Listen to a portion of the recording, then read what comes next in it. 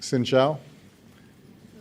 Thank you, President Quang, for your generous words, and let me thank you and the government and the people of Vietnam for the sincere welcome and hospitality that has been extended to me and to my delegation.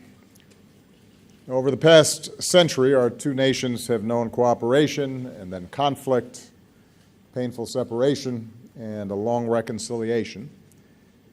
Now, more than 2 decades of normalized ties between our governments allows us to reach a new moment. It's clear from this visit that both our peoples are eager for an even closer relationship, a deeper relationship. And I was moved to see so many people lining the streets as we were driving into town today. I bring greetings and friendship of the American people, including some outstanding members of Congress who are joining me on this visit, and so many Vietnamese Americans whose families bind us together and remind us of the values that we share. I've indicated before that one of my highest foreign policy priorities as president is to ensure that the United States continues to play a larger and long-term role in the Asia-Pacific, which is vital to our security and to our prosperity. We believe the people of this region should live in security, prosperity, and dignity. In pursuit of this vision, we're more deeply engaged across the Asia-Pacific than we have been in decades, and that includes our comprehensive partnership with Vietnam. If you consider where we have been and where we are now, the transformation in the relations between our two countries is remarkable.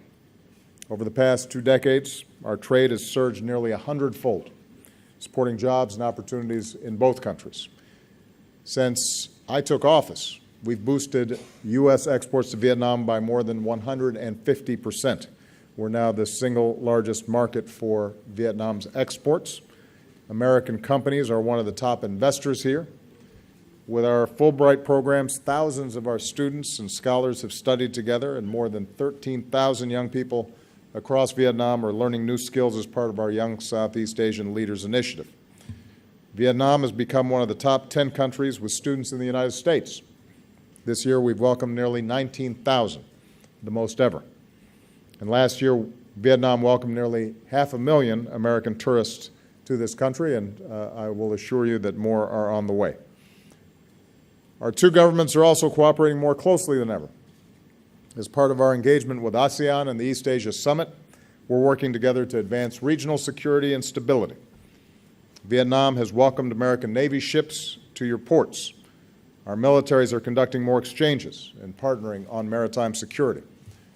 Together, we're pursuing the Trans-Pacific Partnership, not only to support trade, but to draw our nations closer together and reinforce regional cooperation.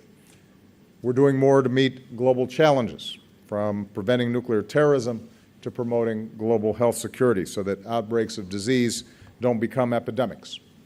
And with this visit, the United States and Vietnam have agreed to a significant upgrade in our cooperation across the board.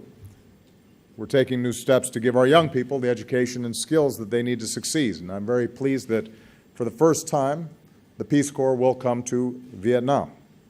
Our Peace Corps volunteers will focus on teaching English, and the friendship that our people forge will bring us closer together for decades to come. University and others will help Vietnamese universities boost training in science, technology, engineering, and math. Harvard Medical School, Johnson & Johnson, GE, and others will join with Vietnam universities to improve medical education. And now that the government of Vietnam has granted the necessary license, we can say that Fulbright University Vietnam, this country's first nonprofit independent university, can move forward and open its doors and welcome its first class this fall. We're increasing trade. With Vietnam's announcement on multiple entry visas, it will be easier for Americans to come here and do business and travel. President Quang and I just attended a signing ceremony that many of you saw, where American and Vietnamese companies are moving ahead with a new commercial deals worth more than $16 billion. Boeing will sell 100 aircraft to Vietjet. Pratt & Whitney will sell advanced engines. GE Wind will partner with the Vietnamese government to develop more wind power. Deals like these are a win for both of our countries, helping to fuel Vietnam's economic growth and supporting tens of thousands of American jobs. We agreed to work to ratify and implement the Trans-Pacific Partnership as soon as possible, because it will support vital economic reforms here, further integrate Vietnam into the global economy, and reduce tariffs on American exports to Vietnam. And we discussed the high standards that Vietnam has committed to meet under TPP on labor, the environment, and intellectual property. And I conveyed that the United States is prepared to offer technical assistance to Vietnam as it works to fully implement these standards so that TPP delivers the benefits that our peoples expect. With regard to security, the United States will continue to do our part to address the painful legacy of war.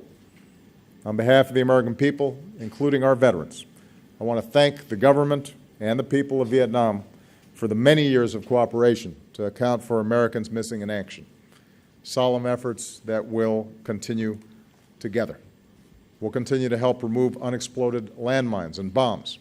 And now that our joint effort to remove dioxin, Agent Orange, from Da Nang Airport is nearly complete, the United States will help in the cleanup at Bien Hoa Air Base.